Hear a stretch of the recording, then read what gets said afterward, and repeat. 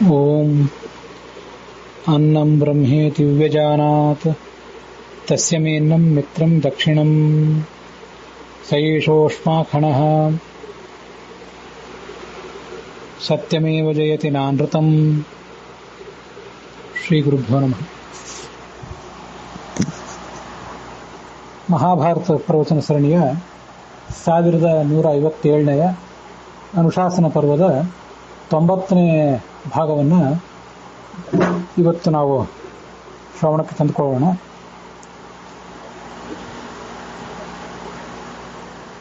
ನಾವು ನೋಡಬೇಕಾದ ಅಧ್ಯಾಯ ವಾವಿಲ್ಯ ರಾಮಸ್ವಾಮಿ ಶಾಸ್ತ್ರಿಗಳ ಪಾಠದಲ್ಲಿ 53ನೇದ್ದು,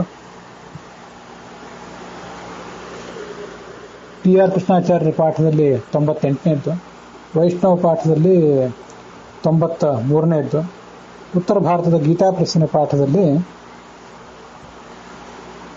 ಇದು 63ನೇ ಅಧ್ಯಾಯ. ಅನ್ನದಾನದ ಮಹತ್ವವನ್ನು ಈ ಅಧ್ಯಾಯದಲ್ಲಿ ನೋಡೋರಿದ್ದೇವೆ. ಸ್ವಸ್ಥಸ್ತು ಸತಾಂ ಅಶೇಷ ಸನ್ಮಂಗಲಾನಿ ಭವಂತು, ಅಬಾಧಿತಾ ಚ ಆರೋಗ್ಯ ಸಂಪತ್ ಸರ್ವೇಷಾಂ ಭವತು.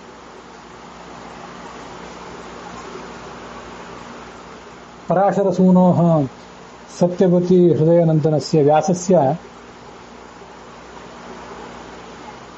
ಆಸ್ಯ ಕಮಲಗಲಿತಂ ವಾಂಗ್ಮಯಂ ಅಮೃತಂ ಮಹಾಭಾರತ ರೂಪಂ ಯತ್ ಜಗತ್ ಪಿಬತಿ ತಸ್ಯ ಮಹಾಭಾರತಸ್ಯ ಅನುಶಾಸನ ಪರ್ವಣಃ ಕಥಾ ಇದಾನೀಂ ಪ್ರಚಲತೆ. ತತ್ರ ಗತೆ ದಿವಸೆ ಭೂದಾನಸ್ಯ ಮಹತ್ವಂ ಯಥಾ ಬೃಹಸ್ಪತಿನ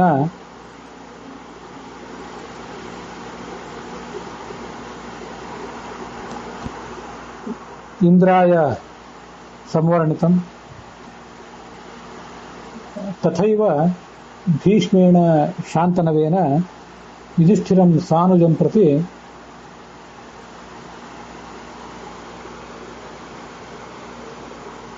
ಪ್ರೋಕ್ತಂ. ತತ್ರ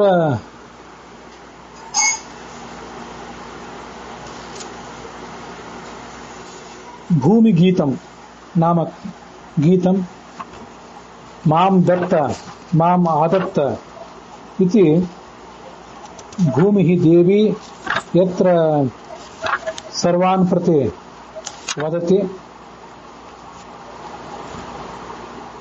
ಯಹ ಅಯಂ ಶ್ಲೋಕಃ ಶ್ರಾದ್ದಕಾಲೇ ಪಠನೇನ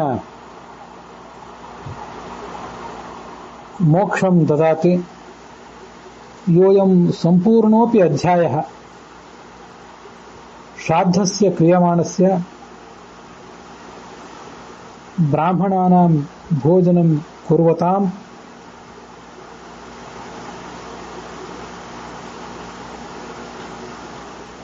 ಶ್ರಾವಯೇತ್ ಇಮಾಂ ಕಥಾಂ ಇಮಂ ಅಧ್ಯಾಯಂ. ತತ್ರೈವ ಅಧ್ಯಾಯೇ ಪ್ರಿಯದತ್ತಾ ಇತಿ ಕಿಂಚಿತ್ ಅಪೂರ್ವಂ ನಾಮ ಪೃಥ್ವಿವಾಚಕಂ ತದಪಿ ತಸ್ಯ ನಿರ್ವಚನೇನ ಸಾಕಂ ಪ್ರಾಶ್ರಾವಿ. ಭಗವತಃ ಭೂವರಾಹಸ್ಯ ಸ್ತ್ರೀಪುಂ ರೂಪಸ್ಯ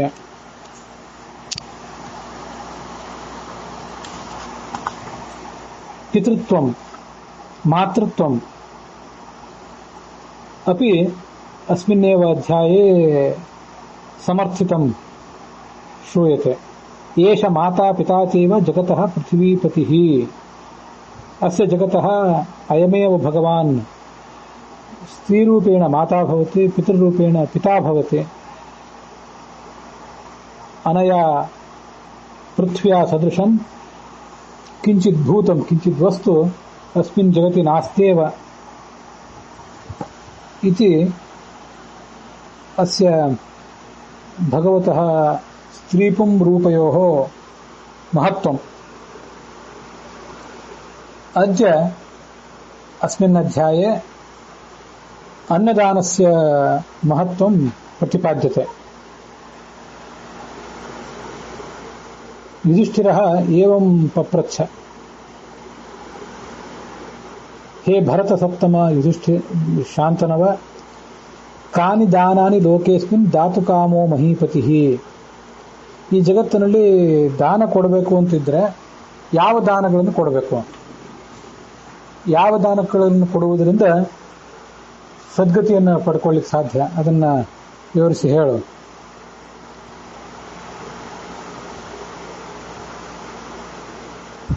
ಯಾವ ದಾನದಿಂದ ದಾನ ತೆಗೆದುಕೊಂಡವರು ಕೂಡಲೇ ತೃಪ್ತರಾಗ್ತಾರೆ.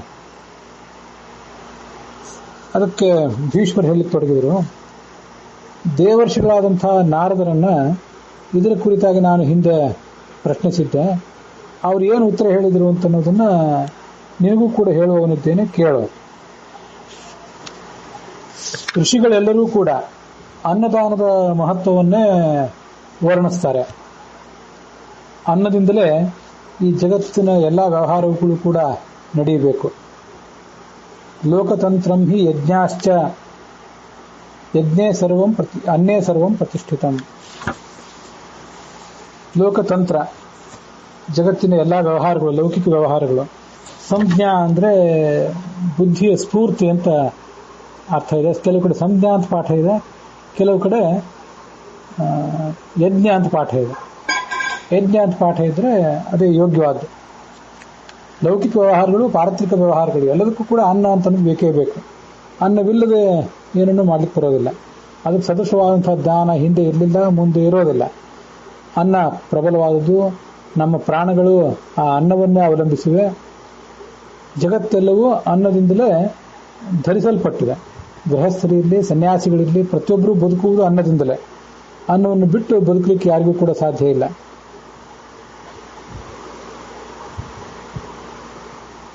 ತಾವು ಇನ್ನೊಬ್ಬರಿಗೆ ಅನ್ನದಾನ ಮಾಡುವಾಗ ನಮಗೆ ಸ್ವಲ್ಪ ಕೊರತೆ ಆದರೂ ತೊಂದರೆ ಇಲ್ಲ, ನಮಗೆ, ನಮ್ಮ ಕುಟುಂಬಕ್ಕೆ.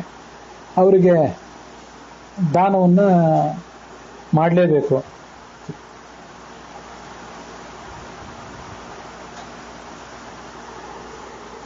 ಕುಟುಂಬಂ ಪೀಡೆಯುತ್ತಾಪಿ ಬ್ರಾಹ್ಮಣಾಯ ಮಹಾತ್ಮನೆ ಅಂತ ಕೆಲವು ಕಡೆ ಪಾಠ ಇದೆ. ಹಾಗಿದ್ದಾಗ ನಮಗೆ ತೊಂದರೆ ಆದರೂ ತೊಂದರೆ ಇಲ್ಲ, ಅನ್ನವನ್ನು ದಾನ ಮಾಡಬೇಕು ಅಂತ ಹೀಗೆ ಅದರ ಅರ್ಥ ಆಗ್ತದೆ.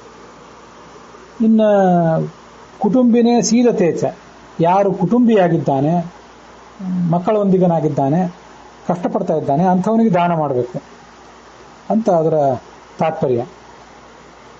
ಅನ್ನದಾನ ಮಾಡಿದರೆ ಪರಲೋಕದಲ್ಲಿ ಒಂದು ದೊಡ್ಡ ನಿಧಿಯೇ ನಮ್ಮ ಸಲುವಾಗಿ ಮೀಸಲಿದ್ದಂತೆ. ದಾರಿ ನಡೆದು ಬಳಲಿರುವಂತಹ, ಪಾತ್ರನಾದಂತಹ, ಮನೆಗೆ ಬಂದಿರುವಂತಹ ವೃದ್ಧ ಒಬ್ಬ ಸಿಕ್ಕರೆ ಅಂಥವನಿಗೆ ದಾನ ಮಾಡಲೇಬೇಕು, ಅನ್ನದಾನ ಮಾಡಬೇಕು. ವೃದ್ಧ ಅಂದರೆ ವಯಸ್ಸಿನಿಂದ ವೃದ್ಧನಾದವನು ಅಂತನೂ ಅರ್ಥ.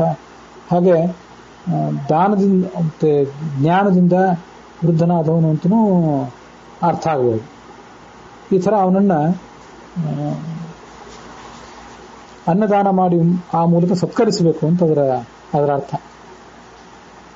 ಅದರಿಂದ ಆ ಅನ್ನ ತಿಂದವನಿಗೆ ಮಹಾತೃಪ್ತಿ, ಕೊಟ್ಟವನಿಗೂ ಕೂಡ ಅಂಥವನು ಮಹಾತೃಪ್ತಿ ಇರ್ತದೆ.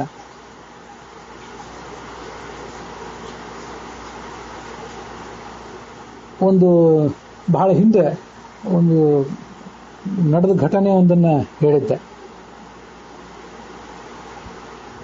ನಮ್ಮ ಗುರುಗಳಾದಂಥ ಪೇಜಾವರ ಶ್ರೀಪಾದರ ಶಿಷ್ಯರೇ ಆದಂಥ ರಘುಭೂಷಣ ತೀರ್ಥರು, ಬಾಳಗಾರು ಮಠಾಧೀಶರು, ಶಿವಮೊಗ್ಗ ಜಿಲ್ಲೆಯಲ್ಲಿ ತೀರ್ಥಹಳ್ಳಿ ಹತ್ರ ಅವರ ಮಠ ಇದೆ.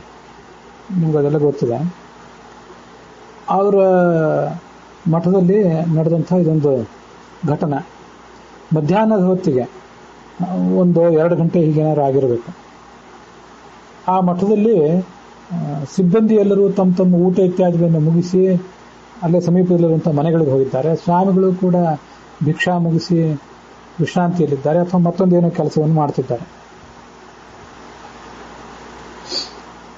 ಆ ಹೊತ್ತಿನಲ್ಲಿ ಒಬ್ಬ ಯಾರೋ ಮುದುಕನಾದಂಥ, ಬಹಳ ದಣಿದಂಥ ಒಬ್ಬ ವ್ಯಕ್ತಿ ಅಲ್ಲಿ ಬಂದಂತೆ. ಬಂದವನು ನನಗೆ ಭೋಜನ ಬೇಕು ಅಂತ ಕೇಳಿದ. ಮಠದಲ್ಲಿ ಆ ಸಂದರ್ಭದಲ್ಲಿ ಸ್ವಾಮಿಗಳು ಒಬ್ಬರೇ ಇದ್ರು. ಅವರು ಯಾವುದೋ ಕಾರ್ಯದಲ್ಲಿ ತೊಡಗಿದ್ರು. ತಾವು ಹುಟ್ಟಂಥ ಕಾವಿ ಶಾಟಿಯನ್ನು ಸ್ವಲ್ಪ ಮೇಲೆತ್ತಿ ಕಟ್ಟಿ ತಲೆಗೊಂದು ರುಮಾಲಿನಂಥದನ್ನು ಸುತ್ತಿಕೊಂಡು ಸ್ವಾಮಿಗಳು ಏನೋ ಕಾರ್ಯದಲ್ಲಿದ್ದರು. ಈ ಬಂದವನಿಗೆ ಅವರು ಸ್ವಾಮಿಗಳು ಅಂತ ಹೀಗೆ ಕಲ್ಪನಾ ಬರಲಿಲ್ಲ. ಊಟ ಬೇಕು, ಊಟ ಇದೆಯಾ ಅಂತ ಕೇಳಿದ. ಆತ ದಣಿದಂತೆ ಕಾಣಿಸ್ತು. ಸ್ವಾಮಿಗಳು ಅವನು ಕರ್ಕೊಂಡು ಹೋಗಿ ಒಂದು ಕಡೆ ಕೂಡಿಸಿ, ಆತೇನು ಬಂದವನೇನು ಬ್ರಾಹ್ಮಣನೂ ಅಲ್ಲ, ಅದು ಯಾವುದನ್ನು ಆ ಸ್ವಾಮಿಗಳು ಕೂಡ ವಿಚಾರ ಮಾಡಲಿಲ್ಲ. ದಣದು ಬಂದಿದ್ದಾನೆ, ಬಿಸಿಲಿನ ಹೊತ್ತಿನಲ್ಲಿ, ವಯಸ್ಕನಾಗಿದ್ದಾನೆ, ವೃದ್ಧನಾಗಿದ್ದಾನೆ, ಭೋಜನ ಮಾಡಿದ. ಅವನಿಗೆ ಪೂರ್ಣ ಭೋಜನ ಎಲ್ಲ ಆದಮೇಲೆ ಆ ಮುದುಕನ ಮುಖದಲ್ಲಿ ಕಂಡಂಥ ಒಂದು ತೃಪ್ತಿ ನನಗಿವತ್ತು ಮರೀಲಿಕ್ಕಾಗ್ತಿಲ್ಲ ಅಂತ ಸ್ವಾಮಿಗಳು ಆ ಘಟನೆ ನಡೆದು ಎಷ್ಟೋ ದಿವಸ ಆದಮೇಲೆ ಒಂದ್ಸರಿ ಅವರ ಸಂಪರ್ಕಕ್ಕೆ ಬಂದಂಥ ನಮ್ಮಂಥವ್ರಿಗೆ ಕೆಲವರಿಗೆ ಅದನ್ನು ಹೇಳಿದರು.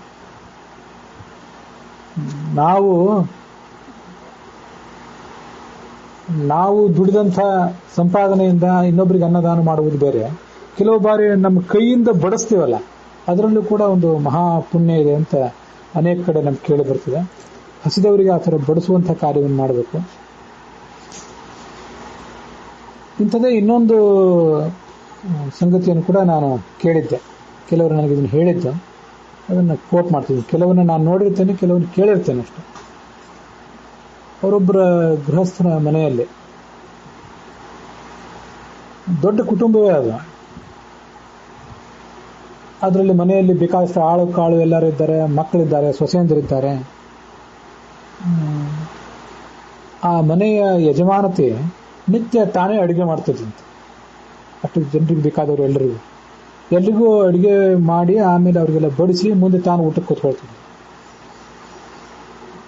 ತಾನು ಊಟಕ್ಕೆ ಕೂತ್ಕೊಳ್ಳುವಾಗ ಆ ಪಾತ್ರೆಯಲ್ಲಿರುವಂಥ ಅನ್ನವನ್ನು, ಆಹಾರವನ್ನು ತನ್ನ ಎಲೆಗೇನು ಹಾಕ್ಕೊಂಡಿರ್ತಾಳಲ್ಲ, ತಾನು ಊಟಕ್ಕೆ ಕೂತ್ಕೊಳ್ಳೋಕ್ಕಿಂತ ಮುಂಚೆ ತನ್ನ ಎಲೆಯಲ್ಲಿ ತಾನು ಹಾಕ್ಕೊಂಡಿದ್ದನ್ನು ಒಂದಿಷ್ಟು ಅನ್ನ ಇತ್ಯಾದಿಗಳನ್ನು ಹೊರಗೆ ಹೋಗಿ ಭಿಕ್ಷುಕರು ಯಾರು ಆ ಟೈಮಿಗೆ ಬಂದಿದ್ರೆ ಅವರಿಗೆ, ಯಾರೂ ಬಂದಿಲ್ಲದೆ ಹೋದರೆ ಒಂದಿಷ್ಟು ಅವರಿಗೆ ಮೀಸಲಾಗಾದರೂ ಇಟ್ಟು ಬರ್ತಿದ್ಲಂತೆ ನಿತ್ಯ ಮನೆ ಯಜಮಾನತೆ. ಆ ಮಕ್ಕಳು ಅದನ್ನು ಕೇಳ್ತಿದ್ರಂತೆ, ಯಾತಕ್ಕಾಗಿ ಇದು? ನಿನ್ನ ಎಲೆಯಲ್ಲಿ ಹಾಕೊಂಡದನ್ನ ಅಲ್ಲಿ ತೊಗೊಂಡೋಗಿ ಹಾಕುವಂಥದ್ದು, ನಿನಗೆ ಕೊರತೆ ಮಾಡ್ಕೊಳ್ಳುವ ತೊಂದರೆ ಯಾಕೆ? ಅಲ್ಲೇನು ಪಾತ್ರೆಯಲ್ಲಿದೆ ಅಲ್ಲಿದ್ದದನ್ನೇ ತೊಗೊಂಡೋಗಿ ಹಾಕಿದ್ರೆ ಆಗ್ತದಲ್ಲ. ಸ್ವಲ್ಪ ಹೆಚ್ಚಿಗೆನೇ ಅಡುಗೆಯನ್ನು ಮಾಡಿರ್ತಾರೆ ಸಾಮಾನ್ಯವಾಗಿ. ಅಲ್ಲಿದ್ದದನ್ನೇ ಆ ಭಿಕ್ಷುಕರು ಮೊದಲಾದವರಿಗೆ ಹಾಕಿ ನಿನ್ನ ಎಲೆಯಲ್ಲಿ ನಿನಗೆ ಬೇಕಾದಷ್ಟನ್ನು ಹಾಕ್ಕೊಂಡು ಊಟ ಮಾಡ್ಬೋದಲ್ಲ. ಯಾಕೆ ಹೀಗೆ? ನಿನ್ನ ಎಲೆಯಲ್ಲಿ ಇದ್ದದನ್ನೇ ಆ ತೊಗೊಂಡೋಗಿ ಭಿಕ್ಷುಕರಿಗೆ ಹಾಕಬೇಕು, ಅಥವಾ ನೀನು ಹಾಕ್ಕೊಳ್ಬೇಕು ಅಂತ ಇಟ್ಕೊಂಡದ್ದನ್ನು ಭಿಕ್ಷುಕರಿಗೆ ಹಾಕಬೇಕು ಅಂತ ಏನದು ಅಂತ ಅವರೊಂದು ಬಾರಿ ಕೇಳಿದ್ದಕ್ಕೆ ಆ ಮಹಾತಾಯಿ ಹೇಳಿದಂತೆ, ಪಾತ್ರೆಯಲ್ಲಿರುವುದು ಏನಿದೆಯಲ್ಲ ಇಡೀ ಮನೆಯ ಜನರಿಗಾಗಿ ಮಾಡಿದ್ದು. ನಾನು ಪಾತ್ರೆಯಲ್ಲಿರುವುದನ್ನು ನನ್ನ ಎಲೆಯಲ್ಲಿ ನಾನು ಊಟ ಮಾಡಬೇಕು ಅಂತ ಹಾಕ್ಕೊಂಡಿದ್ದೇನೆ. ಅದಷ್ಟು ಮಾತ್ರ ನನ್ನ ಸಂಪಾದನೆ. ಬೆಳಗ್ಗೆ ಎದ್ದು ಬೇಗ ಎದ್ದು ಎಲ್ಲರ ಸಲುವಾಗಿ ಅಡುಗೆ ಮಾಡಿ ನಾನೇನೊಂದು ನನ್ನ ಕರ್ತವ್ಯವನ್ನು ನಿಭಾಯಿಸಿದ್ದೇನೆ. ಅದರ ಪ್ರತಿಫಲವಾಗಿ ನನಗೆ ಊಟ ಮಾಡುವಂಥ ಅಧಿಕಾರ ಬಂದಿರ್ತದೆ. ನನ್ನ ಸಂಪಾದನೆ ಏನಿದೆ ಅದು ನಾನು ಮಾಡುವ ಊಟ. ನನ್ನ ಸಂಪಾದನೆ. ನನ್ನ ಸಂಪಾದನೆ ಏನಂದರೆ ನಾನು ಮಾಡುವ ಊಟ ಮಾತ್ರ. ಪಾತ್ರೆಯಲ್ಲಿರುವಂಥದ್ದು, ಅಲ್ಲಿ ಅಡುಗೆ ಮನೆಯಲ್ಲಿರುವಂಥದ್ದು ಎಲ್ಲವೂ ನನ್ನದಲ್ಲ. ಅದನ್ನು ಯಾರ್ಯಾರು ಈಗಾಗಲೇ ಉಂಡಿದ್ದಾರೆ, ಇನ್ನೂ ಯಾರ್ಯಾರು ಉಣ್ಣುವವರು ಇದ್ದಿರಬಹುದು. ನನ್ನ ಎಲೆಗೆ ನಾನೇನು ಹಾಕ್ಕೊಂಡಿದ್ದೀನಿ ಅದು ಮಾತ್ರ ನನ್ನ ಸಂಪಾದನೆ ಅಂತ ಅರ್ಥ.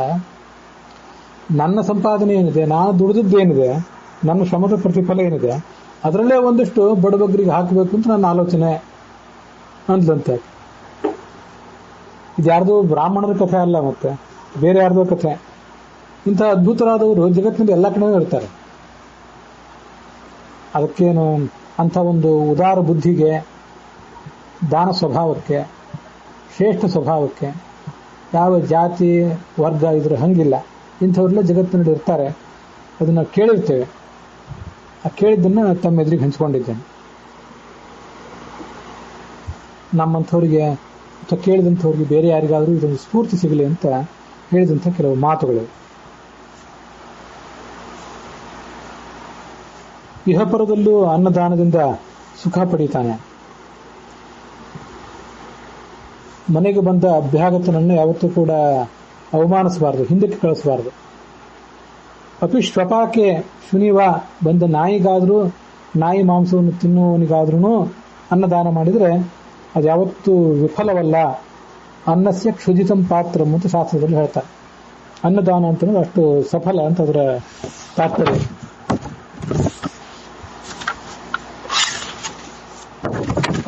ಕ್ಲೇಶಕ್ಕೊಳಗಾದವರಿಗೆ, ಬೀದಿಯಲ್ಲಿರುವವರಿಗೆ, ಯಾವುದೇ ಅಪರಿಚಿತನಿಗೆ ಪ್ರಸನ್ನವಾದ ಬುದ್ಧಿಯಿಂದ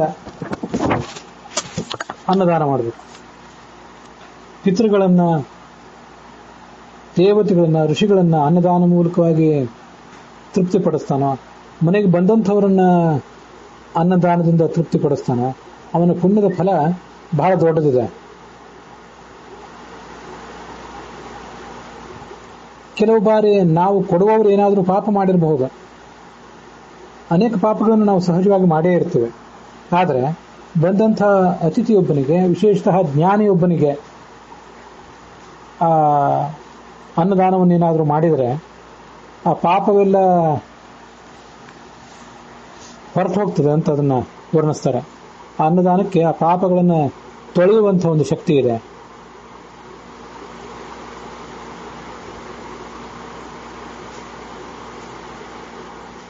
ಜ್ಞಾನಿಯಾದ ಬ್ರಾಹ್ಮಣನಿಗೆ ಅನ್ನದಾನ ಮಾಡಿದರೆ ಅದು ಅಕ್ಷಯ ಆಗ್ತದೆ. ಶೂದ್ರನಾದವನಿಗೆ ಕೊಟ್ಟರೂ ಅದು ಮಹಾಫಲವೇ, ಇಬ್ಬರಿಗೂ ಕೊಟ್ಟರೂ ಕೂಡ ಅದು ವಿಶಿಷ್ಟವೇ. ನ ಪೃಚ್ಛೇದ್ ಗೋತ್ರ ಚರಣಂ, ಯಾವ ಗೋತ್ರದಲ್ಲಿ ಹುಟ್ಟಿದ್ದೀರಿ, ಯಾವ ಚರಣದಲ್ಲಿ ಹುಟ್ಟಿದ್ದೀರಿ, ಜನ್ಮ ಇತ್ಯಾದಿ ಯಾವುದನ್ನು ಕೂಡ ಅವನನ್ನು ಕೇಳಬಾರ್ದು. ಓದಿದ್ದೀರಾ, ಪಂಡಿತರಿದ್ದೀರಾ, ನೀವು ಯಾವ ಊರಿನವರು, ಆಚಾರವಂತರಾಗಿದ್ದೀರಾ, ಯಾವುದನ್ನು ಕೇಳದೆ ಅವನಿಗೆ ದಾನ ಮಾಡಬೇಕು.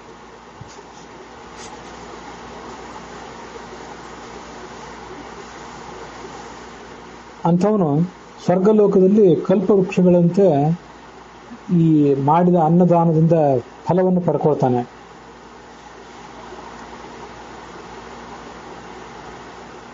ಪಿತೃಗಳು ತಮ್ಮ ವಂಶದಲ್ಲಿ ತಮ್ಮ ಮೊಮ್ಮಗ, ಮರಿಮಗ ಯಾರೋ ಒಬ್ಬ ಅನ್ನದಾನ ಮಾಡುವವನು ಹುಟ್ಲಿ ಅಂತ ಯಾವತ್ತೂ ಅಪೇಕ್ಷೆ ಪಡ್ತಾರಂತೆ.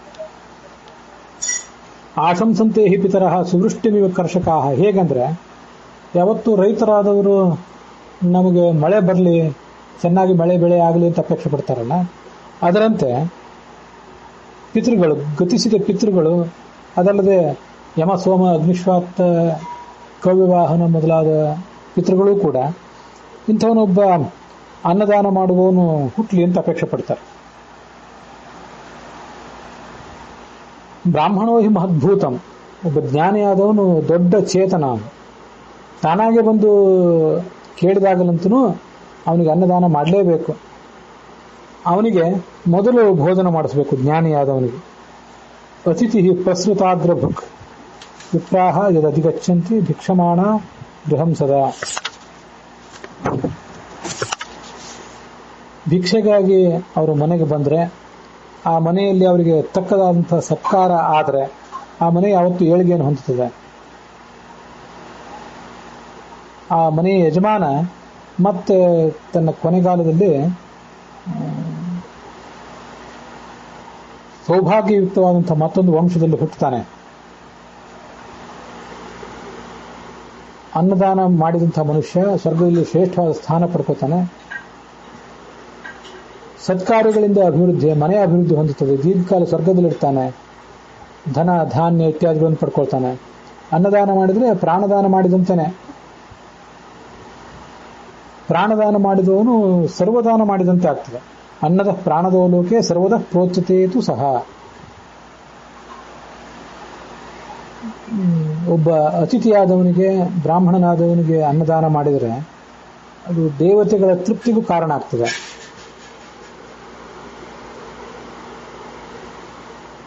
ಬ್ರಾಹ್ಮಣೋ ಹಿ ಮಹದ್ಭೂತಂ ಕ್ಷೇತ್ರಂ ಚರತಿ ಕ್ಷೇತ್ರಭೂತಂ ಯುಧಿಷ್ಠಿರ. ಅವನು ಬ್ರಾಹ್ಮಣ ಹೇಗೆ ಅಂದರೆ, ಜ್ಞಾನಿಯಾದವನು ಅದೊಂದು ಕ್ಷೇತ್ರದಂತೆ, ಜಮೀನಿನಂತೆ ಅವನು ಉತ್ತು ಹಸನ ಮಾಡಿದಂಥ ಒಂದು ಗದ್ದೆ ರೂಪದಲ್ಲಿ. ಅವನೊಳಗೆ ಅನ್ನದಾನ ಮಾಡಿದರೆ ಒಂದು ಬೀಜವನ್ನು ಬಿತ್ತಿದಂತೆ, ಅದಕ್ಕೆ ಅನುಪಮವಾದಂಥ ಫಲವೇ ಇದೆ. ಬ್ರಾಹ್ಮಣೋ ಹಿ ಮಹದ್ಭೂತಂ ಕ್ಷೇತ್ರಂ ಚರತಿ ಪಾದವತಿ ಅಂತ ಕೆಲವು ಕಡೆ ಇದೆ. ಕ್ಷೇತ್ರಭೂತಂ ಯುಧಿಷ್ಠಿರ ಅಂತ ಇನ್ನು ಕೆಲವು ಕಡೆ ಇದೆ. ಇದ್ರೂ ಏನು ವ್ಯತ್ಯಾಸ ಅಲ್ಲ. ಪ್ರತ್ಯಕ್ಷವಾಗಿ ಸಂತೋಷ ಉಂಟು ಮಾಡ್ತದೆ.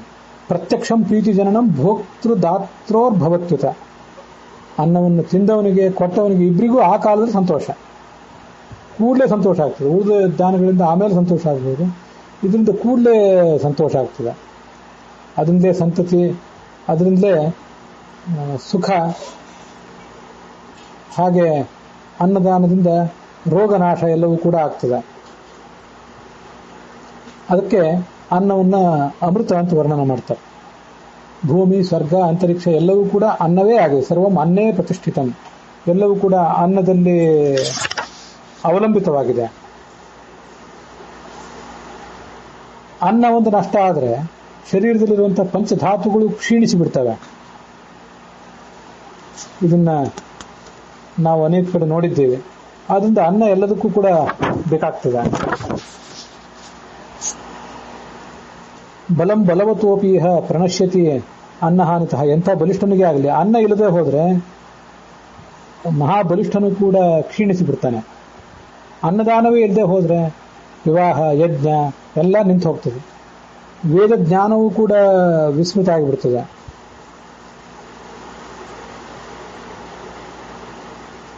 ಬ್ರಹ್ಮಚ ಅತ್ರ ಪ್ರಲೀಯತೆ. ಹೊಟ್ಟೆಗೆ ಅನ್ನ ಬೀಳದೆ ಹೋದ್ರೆ ವೇದಾಧ್ಯಯನವನ್ನಾದ್ರೂ ಏನ್ ಮಾಡ್ತಾನೆ, ಏನು ಶಾಸ್ತ್ರವನ್ನು ಮನನ ಮಾಡಿ ಆದರೂ ಅವನಿಗೆ ತಿಳ್ಕೊಳ್ಳಿಕ್ಕೆ ಸಾಧ್ಯ. ಬಲ, ಓಜಸ್, ಕೀರ್ತಿ ಎಲ್ಲ ಹೆಚ್ಚಾಗ್ತದೆ. ಕೀರ್ತಿ ಹೆಚ್ಚಾಗ್ತದೆ. ರೋಗನಾಶ, ಮನಸ್ಸಿನ ಸಂತೋಷ, ಸ್ವಾಹಾಕಾರ, ಸ್ವಧಾಕಾರ ಎಲ್ಲ ಆ ಅನ್ನವನ್ನು ಅವಲಂಬಿಸಿಕೊಂಡಿವೆ. ಈ ವಾಯು ಮೇಘದಲ್ಲಿ ನೀರನ್ನು ತಂದಿಡ್ತಾನಂತೆ. ವಾಯು ಅನೇಕ ಕಡೆ ಇರುವಂತಹ ಮೇಘಗಳನ್ನೆಲ್ಲ ಒಂದು ಕಡೆ ತಗೊಂಡು ಬರ್ತಾನೆ. ಮೇಘೇಶು ಊರ್ಧ್ವಂ ಸನ್ನಿಧತ್ತೆ ಪ್ರಾಣಾನಾಂ ಪವನಃ ಪೃಥಿ. ಮೇಘೇಶು ಊರ್ಧ್ವಂ ಸನ್ನಿಧತ್ತೆ ಅಂತ ಒಂದು ಕಡೆ ಇದೆ, ಅಂಬಃ ಸನ್ನಿಧತ್ತೆ ಅಂತ ಇನ್ನೊಂದು ಕಡೆ ಇದೆ. ಅದಕ್ಕೆ ಸ್ವಲ್ಪ ಅರ್ಥ ವ್ಯತ್ಯಾಸ ಆಗಬಹುದು. ಪ್ರಾಣೇಶು ಮೇಘೇಶು ಅಂಬಃ ಸನ್ನಿಧತ್ತೆ ಅಂದರೆ ಆ ಮೇಘಗಳಲ್ಲಿ ನೀರನ್ನು ತಂದಿಡ್ತಾನೆ ಈ ಪ್ರಾಣ ಅಂತ ಅರ್ಥ. ಮೇಘೇಶು ಊರ್ಧ್ವಂ ಸನ್ನಿಧತ್ತೆ ಅಂತಂದ್ರೆ ಈ ಪ್ರಾಣ ಮೇಘಮಂಡಲಕ್ಕಿಂತ ಮೇಲೆ ಸನ್ನಿಹಿತನಾಗಿರ್ತಾನೆ ಅಂತ ಹೀಗೊಂದು ಅರ್ಥ ಆಗ್ತದೆ. ಇಂದ್ರ ಆ ಮೋಡದಲ್ಲಿರುವಂತಹ ನೀರನ್ನ ಮಳೆಯ ರೂಪದಲ್ಲಿ ತಂದು ಸುರಿಸ್ತಾನೆ.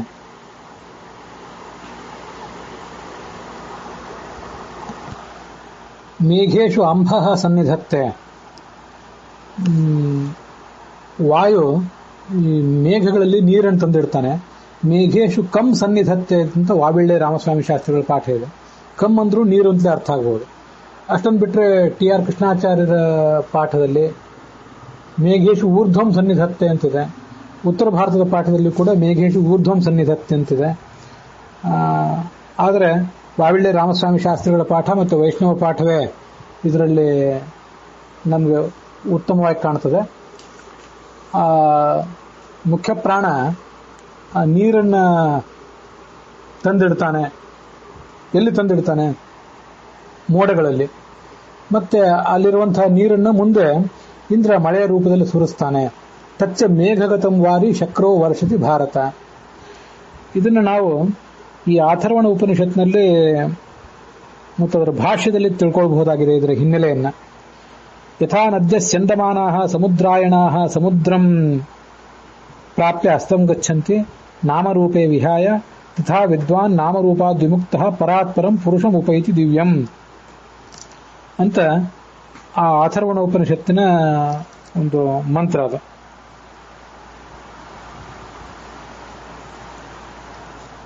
ಅದಕ್ಕೆ ಭಾಷ್ಯವನ್ನ ಬರೆಯುವಾಗ ಸ್ವಕೀಯ ಮುದಕಂ ನದ್ಯ ಸಮುದ್ರೇ ನೈವ ಜಾನತೆ ವಾಯುಸ್ತು ತತ್ ಪೃಥಕ್ ಜ್ಞಾತ್ವ ಮೇಘೇ ಕೃತ್ವ ಪ್ರವರ್ಷತಿ ಅಂತ ಒಂದು ಪ್ರಾಯ ಮುಕ್ತಿ ವಿವೇಕ ಅನ್ನುವ ಗ್ರಂಥ ಇದ್ದಿರಬೇಕು. ಅದನ್ನು ಆಚಾರ್ಯರಲ್ಲಿ ಉದ್ಧರಿಸಿದ್ದಾರೆ. ಸಮುದ್ರದಲ್ಲಿ ಹೋಗಿ ಸೇರಿದ ನೀರು, ಆ ನದಿಗಳೇನಿವೆ, ಆ ನದಿ ಅಭಿಮಾನಿ ದೇವತೆಗಳಿಗೆ ತಮ್ಮ ನೀರು ಯಾವುದು ಅಂತ ಗೊತ್ತಾಗೋದಿಲ್ಲ. ಆದರೆ ಮುಖ್ಯ ಪ್ರಾಣ ಅದನ್ನೆಲ್ಲ ಯಾವ್ಯಾವ ನದಿಯ ನೀರು ಎಲ್ಲೆಲ್ಲಿ ಪ್ರತ್ಯೇಕವಾಗಿದೆ ಅನ್ನುವುದನ್ನು ಗುರುತಿಸಿ ಆಯಾ ನದಿಯ ನೀರನ್ನು ತೆಗೆದುಕೊಂಡು ಹೋಗಿ ಮೋಡದಲ್ಲಿ ಇಡ್ತಾನೆ. ಮೋಡವಾಗಿ ಅದನ್ನ ಇಡ್ತಾನೆ. ಮೇಘೇ ಕೃತ್ವ, ಮುಂದೆ ಅದು ಮಳೆ ಬರುವುದು ಕೂಡ ಆ ಮುಖ್ಯ ಪ್ರಾಣನಿಂದಲೇ, ಅವನಿಂದ ಪ್ರೇರಿತನಾದಂತಹ ಇಂದ್ರನಿಂದ ಅಂತ ನಾವು ತಿಳ್ಕೊಳ್ಬೇಕು. ಇದು ಅಥರ್ವಣ ಉಪನಿಷತ್ನಲ್ಲಿ ಬಂದಿರುವಂತಹ ವಿಷಯ. ಆದ್ರಿಂದ ಮೇಘೇಶು ಅಂಬಾಹ ಸನ್ನಿಧತ್ತೆ, ಮೇಘದಲ್ಲಿ ನೀರನ್ನು ಇಡ್ತಾನೆ. ಅಥವಾ ಮೇಘೇಶು ಕಮ್ ಅನ್ನೋದಕ್ಕೂ ಅದೇ ಅರ್ಥ. ಆ ಪಾಠವೇ ಸರಿ. ಮೇಘೇಶು ಊರ್ಧ್ವಂ ಸನ್ನಿಧತ್ತೆ ಅನ್ನುವ ಪಾಠ ಬೇರೆ ಕಡೆ ಇದ್ರೆ ಅದನ್ನ ನಾವು ಸ್ವೀಕರಿಸಬಾರದು. ಸೂರ್ಯ ಭೂಮಿಯಲ್ಲಿರುವ ನೀರನ್ನು ಹೀರ್ಕೋತಾನೆ. ವಾಯುದೇವ ಆ ನೀರಿನ ರಸವನ್ನೆಲ್ಲ ಹೀರಿ ಸಂಗ್ರಹಿಸಿ ಮತ್ತೆ ಭೂಮಿ ಮೇಲೆ ಸುರಿಸ್ತಾನೆ. ಭೂಮಿ ಸ್ನಿಗ್ಧಾಭವತಿ, ಮತ್ತೆ ಮಳೆ ನೀರಿನಿಂದ ತುಂಬಿದವಳಾಗಿ ಬೆಳೆಗೆ ತಯಾರಾಗ್ತಾಳೆ. ಅಲ್ಲಿ ಬೀಜವನ್ನು ಬಿತ್ತುವುದರಿಂದ ಅನ್ನ ತಯಾರಾಗ್ತದೆ. ಶರೀರದಲ್ಲಿ ಮಾಂಸ, ಮೇಧಸ್ಸು ಮೊದಲಾದದ್ದೆಲ್ಲವೂ ಕೂಡ ಹುಟ್ಟುವುದು ಅದರಿಂದಲೇ.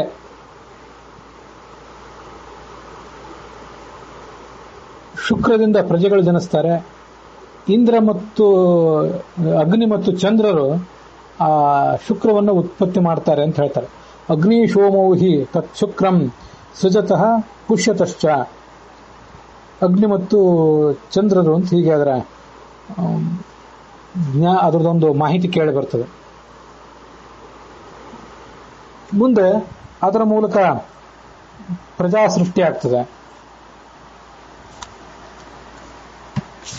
ಇದು ಅನ್ನದಿಂದ ಪ್ರಜೆಗಳು ಹೇಗೆ ಬೆಳೀತಾರೋ ಅನ್ನುವುದರ ಒಂದು ವಿವರವಾಗಿದೆ.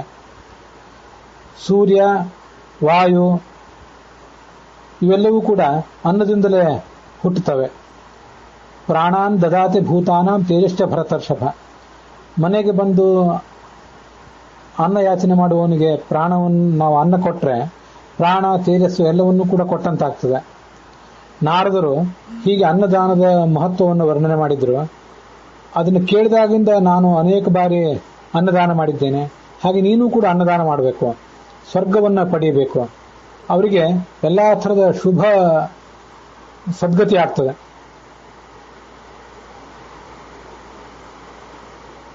ಅನೇಕ ದಿವ್ಯವಾದಂತಹ ಭವನಗಳನ್ನು ಅವರು ಸ್ವರ್ಗಲೋಕದಲ್ಲಿ ಪಡ್ಕೊಳ್ತಾರೆ. ಬಂಗಾರದ, ಬೆಳ್ಳಿಯ ಗೋಡೆಗಳಿರುವಂಥ, ಬಾವಿಗಳು ಇರುವಂಥ, ಬೀದಿಗಳು ಇರುವಂಥ ದಿವ್ಯವಾದ ಲೋಕಗಳನ್ನು ಪಡ್ಕೋತಾರೆ. ವಸ್ತ್ರ ಆಭರಣಗಳೆಲ್ಲ ಅಲ್ಲಿ ಸಿಗ್ತವೆ. ಹಾಲಿನಿಂದ ತುಂಬಿ ಹರಿಯುವಂತಹ ನದಿಗಳು ಅಲ್ಲಿ ಇರ್ತವೆ. ಅನ್ನದ ಪರ್ವತಗಳು ಇವೆಲ್ಲವೂ ಆ ಅನ್ನದಾನಿಯಾದವನಿಗೆ ಸ್ವರ್ಗಲೋಕದಲ್ಲಿ ಸಿಗ್ತವೆ. ಅನ್ನದಾತರಿಗೆ ಇಂಥದೊಂದು ಮಹಾಪುಣ್ಯ ಸಿಗ್ತದೆ. ಆದ್ರಿಂದ ಯಾರೂ ಕೂಡ ಭೂಲೋಕದಲ್ಲಿರುವಂಥವ್ರು ಪ್ರತಿಯೊಬ್ಬರು ಕೂಡ ಹೀಗೆ ವಿಶೇಷತಃ ಅನ್ನದಾನ ಮಾಡಬೇಕು ಅಂತ ಹೇಳ್ತಾರೆ.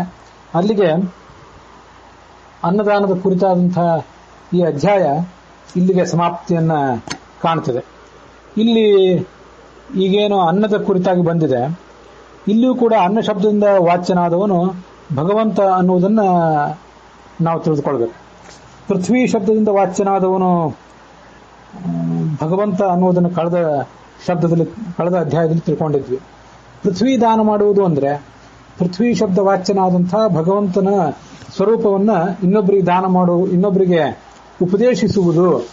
ಪ್ರಥನಾತ್ ಪೃಥ್ವಿ ಅನ್ನೋದನ್ನು ಕಳೆದ ದಿವಸ ನೋಡಿದ್ದೀವಿ. ಎಲ್ಲ ಕಡೆ ವ್ಯಾಪ್ತನಾದ್ರಿಂದ ಅವನಿಗೆ ಪೃಥ್ವಿ ಅಂತ ಹೆಸರಿದೆ. ಪೃಥ್ವಿಯಲ್ಲಿ ಆತನದ ಒಂದು ಹಳದಿ ಬಣ್ಣದ ರೂಪ ಇದೆ ಅಂತ ಅನ್ನೋದನ್ನು ಕಳೆದ ದಿವಸ ನೋಡಿದ್ವಿ. ಅನ್ನ ಶಬ್ದದಿಂದಲೂ ಕೂಡ ಅವನೇ ವಾಚ್ಯನಾಗಿದ್ದಾನೆ.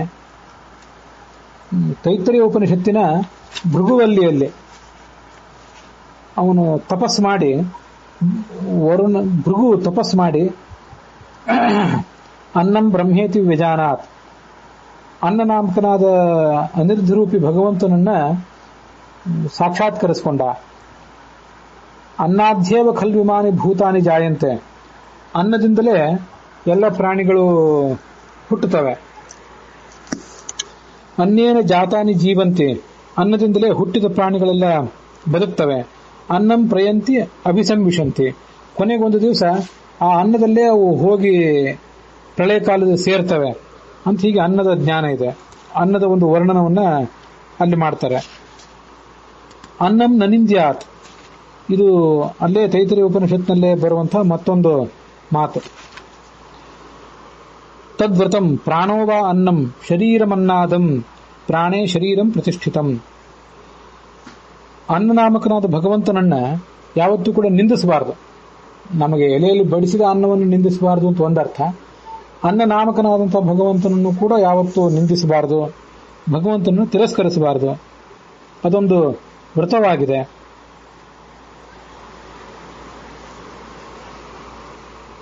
ಅನ್ನವಾನನ್ನ ಅನ್ನಾದೋ ಭವತಿ ಮಹಾನ್ ಭವತಿ ಪ್ರಜೆಯ ಪಶುಭಿಹಿ ಬ್ರಹ್ಮವರ್ಚಸೇನ. ಯಾರು ನಾವು ತಿನ್ನುವ ಅನ್ನದಲ್ಲಿ ಭಗವಂತನನ್ನು ಕಾಣ್ತಾನೆ ಮತ್ತು ಭಗವಂತ ಅನ್ನ ಶಬ್ದ ವಾಚ್ಯ ಅಂತ ಅನ್ನೋದನ್ನು ತಿಳ್ಕೊತಾನೆ. ಯಾಕೆಂದ್ರೆ ಅದ್ಯತೇತ್ಯಜ ಭೂತಾನಿ ತಸ್ಮಾದನ್ನಂ ತದುಚ್ಯತೆ ಇತಿ. ಈ ಭಗವಂತನೇ ಜನರಿಂದ ಸೇವಿಸಲ್ಪಡ್ತಾನೆ. ನಾವು ಸೇವಿಸುವ ಅನ್ನದಲ್ಲಿ, ನಮ್ಮಿಂದ ಸೇವಿಸಲ್ಪಡುವ ಅನ್ನದಲ್ಲಿ ಭಗವಂತ ಇದ್ದಾನೆ.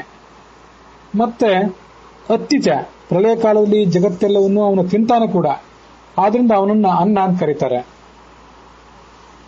ಇಂಥ ಅನ್ನ ಶಬ್ದವಾಚನಾದ ಭಗವಂತನನ್ನು ಯಾರು ತಿಳ್ಕೊಳ್ತಾನೆ ಅವನು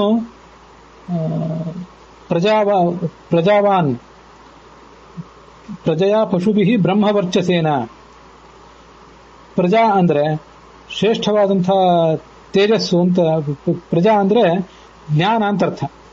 ಅದನ್ನ ಈ ತೈತರಿಯ ಉಪನಿಷತ್ನಲ್ಲೂ ವರ್ಣನೆ ಮಾಡ್ತಾರೆ, ಮತ್ತೆ ಐತರಿಯ ಉಪನಿಷತ್ನಲ್ಲೂ ಕೂಡ ಅದನ್ನ ವರ್ಣಿಸಿದ್ದಾರೆ. ಆ ಐತರಿಯ ಉಪನಿಷತ್ನಲ್ಲಿ ಬರುವಂತಹ ಭಾಗ ಹೀಗೆ ಕಂಡು ಬರ್ತದೆ. ಪ್ರಕೃಷ್ಟತ್ವೇನ ಜನನಾತ್ ಪ್ರಜಾ ಇತಿ ಜ್ಞಾನಂ. ಪ್ರಜಾ ಅಂದ್ರೆ ಜ್ಞಾನ, ಯಾಕಂದ್ರೆ ಪ್ರಕೃಷ್ಟವಾಗಿ ನಮ್ಮಲ್ಲಿ ಅದು ಜ್ಞಾನ ಉತ್ಪನ್ನ ಆಗುವುದರಿಂದ. ಪಾಂತಿ ಶಂಸಾಧನಾಶ್ಚೇತಿ ಪಶವಃ ವೇದಾಹ. ಪಶುಗಳು ಅಂದ್ರೆ ಕೇವಲ ದನಕರುಗಳಲ್ಲ, ನಮ್ಮನ್ನು ಕಾಪಾಡ್ತವೆ ಮತ್ತೆ ನಮಗೆ ಸುಖದಾಯಕವಾದದ್ದು. ಆದ್ದರಿಂದ ಪಶುಗಳು ಅಂದ್ರೆ ವೇದಗಳು. ಬ್ರಹ್ಮವರ್ಚಸ ಅಂದ್ರೆ ಪರಬ್ರಹ್ಮಣ ವಿಷ್ಣೋ ವರ್ಣಾದೇವ ಸಮ್ಯಕ್ ಚಾಯಿತಂ ಸ್ವರೂಪ ತೇಜ ಬ್ರಹ್ಮವರ್ಚಸಂ. ಪರಬ್ರಹ್ಮನಾದ ವಿಷ್ಣುವಿನ ಅನುಗ್ರಹದಿಂದ ಚೆನ್ನಾಗಿ ಚಾಯಿತ ಅಂದ್ರೆ ಅಭಿವೃದ್ಧವಾದಂಥ ನಮ್ಮ ಸ್ವರೂಪಕ್ಕೆ ಸಂಬಂಧಪಟ್ಟಂತಹ ಒಂದು ಪ್ರಕಾಶ, ಇದನ್ನ ಆ ಜ್ಞಾನಿಯಾದವನು ಪಡ್ಕೊಳ್ತಾನೆ ಅಂತ ಐತರಿಯ ಉಪನಿಷತ್ನಲ್ಲಿ ಒಂದ್ ಕಡೆ ವರ್ಣನೆ ಮಾಡ್ತಾರೆ. ಪ್ರಜೆಯ ಪಶುಭಿರ್ ಯಶಸ ಬ್ರಹ್ಮವರ್ಚಸೇನ ಸ್ವರ್ಗೇಣ ಲೋಕೇಣ ಸರ್ವಮಾಯುರೇತಿ ನು ಮಾಂಡೂಕೇಯಾನಾಮ್ ಅಂತ ಅಲ್ಲಿ ಬಂದಿರುವಂತಹ ಮಾತು. ಅದನ್ನೇ ಇಲ್ಲಿ ತಿಳ್ಕೊಂಡ್ರೆ, ಅನ್ನೋ ಒಂದು ರಹಸ್ಯವನ್ನು ತಿಳ್ಕೊಂಡವನು ಮಹಾನ್ ಭವತಿ ಪ್ರಜೆಯ ಪಶುಭಿರ್ ಬ್ರಹ್ಮವರ್ಚಸೇನ ಅಂದ್ರೆ ಅದೇ ಅರ್ಥವನ್ನೇ ತಿಳ್ಕೊಳ್ಬೇಕು. ಅನ್ನನಾಮಾತು ಭಗವಾನ್ ವಿದ್ವಾನ್ ತಮ್ ಉಪಜೀವತಿ. ಅನ್ನಂ ನ ಪರಿಚಕ್ಷೀತ. ಈ ಅನ್ನದಲ್ಲೇ ಎಲ್ಲವೂ ಜಗತ್ತೆಲ್ಲ ಅವಲಂಬಿತವಾಗಿದೆ ಅಂತ ಬಂತು, ನಾವು ಅದನ್ನು ಕೂಡ ನೋಡಿದ್ದೇವೆ.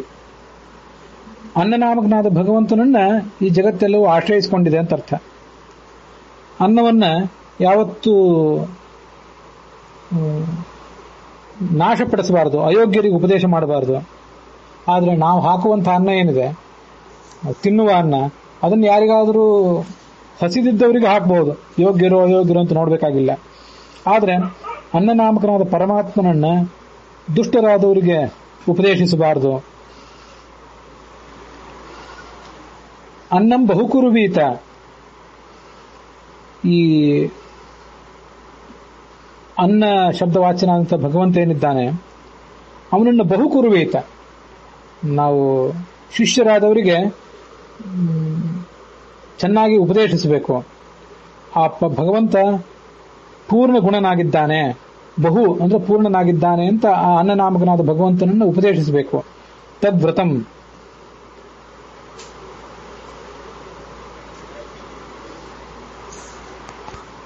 ತಸ್ಮಾದ್ ಯಯಾ ಕಯಾಚ ವಿಧಯ ಬಹ್ವನ್ನಂ ಪ್ರಾಪ್ನುಯಾತ್. ಏನಾದರೂ ಮಾಡಿ ಸಕಲ ಪ್ರಯತ್ನಗಳನ್ನು ಕೂಡ ಮಾಡಿ ಆ ಅನ್ನನಾಮಕನಾದಂಥ ಭಗವಂತನ ವಿದ್ಯೆಯನ್ನು ಪಡ್ಕೊಳ್ಳಿಕ್ಕೆ ಪ್ರಯತ್ನ ಪಡಬೇಕು ಅಂತ ಆ ಅನ್ನನಾಮಕನಾದ ಭಗವಂತನ ಬಗ್ಗೆ ಅಲ್ಲಿ ವರ್ಣನೆ ಮಾಡ್ತಾರೆ. ಅದಕ್ಕಾಗಿ ಇವತ್ತಿನ ಪ್ರವಚನದ ಆರಂಭದಲ್ಲಿ ಆ ಅನ್ನನಾಮಕನಾದ ಭಗವಂತನ ಕುರಿತಾಗಿ ಅನ್ನಂ ಬ್ರಹ್ಮೇದಿ ವ್ಯಜಾನಾತ್ ಅನ್ನೋದನ್ನ ನಾವು ನೋಡಿದೆವು. ತಸ್ಯ ಮೇ ಅನ್ನಂ ಮಿತ್ರಂ ದಕ್ಷಿಣಾ ರಮಾ ಅಂಥೇಳಿ ಅನ್ನ ಶಬ್ದವಾಚ್ಯಳಾದವಳು ಭಗವಂತನಿಂದ ಸೇವಿಸಲ್ಪಡುವವಳು, ಭಗವಂತನ ಭೋಗಕ್ಕೆ ವಿಷಯಳಾದವಳು. ಅದರಿಂದ ಅವಳು ಕೂಡ ಅನ್ನ ಅಂತ ಕರೆಸ್ಕೊಂಡಿದ್ದಾಳೆ. ಮತ್ತೆ ರುದ್ರನು ಕೂಡ ಅನ್ನದ ಅಭಿಮಾನಿಯಾಗಿದ್ದಾನೆ. ತೇಜೋಭಿಮಾನಿನಿ ಶ್ರೀಶ್ಚ ಪ್ರಾಣಸ್ತು ಅಭಭಿಮಾನವಾನ್ ಅನ್ನಾಭಿಮಾನಿ ರುದ್ರಶ್ಚ ತಿಸ್ರಹತಾಹ ದೇವತಾಪುರ ಅಂತ ಹೇಳಿದಂತೆ ಲಕ್ಷ್ಮೀದೇವಿ ತೇಜಸ್ಸಿಗೆ ಅಭಿಮಾನಿ, ಪ್ರಾಣ ನೀರಿಗೆ ಅಭಿಮಾನಿಯಾಗಿದ್ದಾನೆ. ಅನ್ನಾಭಿಮಾನಿ ರುದ್ರಶ್ಚ ಅನ್ನದ ಅಭಿಮಾನಿ ರುದ್ರನಾಗಿದ್ದಾನೆ. ಅವನನ್ನ ದ್ರಾಪೆ ಅಂಧಸಸ್ಪತೆ ಅನ್ನಕ್ಕೆ ಅಧಿಪತಿಯೇ ಅಂತ ಅವನನ್ನ ರುದ್ರಾಧ್ಯಾಯ ವರ್ಣನೆ ಮಾಡಿದ್ದು ಕೂಡ ಇದೆ. ಹೀಗೆ ರುದ್ರನ, ಮುಖ್ಯಪ್ರಾಣನ ಮತ್ತೆ ಪರಮಾತ್ಮನ ವಾಚಕವಾದಂಥದ್ದು ಆ ಅನ್ನ ಅನ್ನುವ ಶಬ್ದ. ಅನ್ನದಾನ ಮಾಡಬೇಕು, ಹಾಗೆ ಅನ್ನ ಶಬ್ದ ವಾಚ್ಯನಾದ ಪರಮಾತ್ಮನನ್ನ ಇನ್ನೊಬ್ಬರಿಗೆ ಉಪದೇಶಿಸಬೇಕು ಅಂತನ್ನೋದು ಅದರ ಒಂದು ನಿರ್ದಿಷ್ಟವಾದ ಅರ್ಥ ಅಂತ ನಾವು ತಿಳ್ಕೊಳ್ಬೇಕು. ಅಲ್ಲಿಗೆ ಈ ವಾವಿಳ್ಯ ರಾಮಸ್ವಾಮಿ ಶಾಸ್ತ್ರಿಗಳ ಪಾಠದಲ್ಲಿ 53ನೇ ಅಧ್ಯಾಯ, ಟಿ ಆರ್ ಕೃಷ್ಣಾಚಾರ್ಯ ಪಾಠದಲ್ಲಿ 98ನೇ ಅಧ್ಯಾಯ, ವೈಷ್ಣವ ಪಾಠದಲ್ಲಿ 93ನೇ ಅಧ್ಯಾಯ, ಉತ್ತರ ಭಾರತದ ಗೀತಾ ಪ್ರಸನ್ನ ಪಾಠದಲ್ಲಿ 63ನೇ ಅಧ್ಯಾಯ ಸಮಾಪ್ತವಾಗಿದೆ. ಇವತ್ತಿನ ಭಾಗವು ಕೂಡ ಇಲ್ಲಿಗೆ ಸಮಾಪ್ತವಾಗಿದೆ.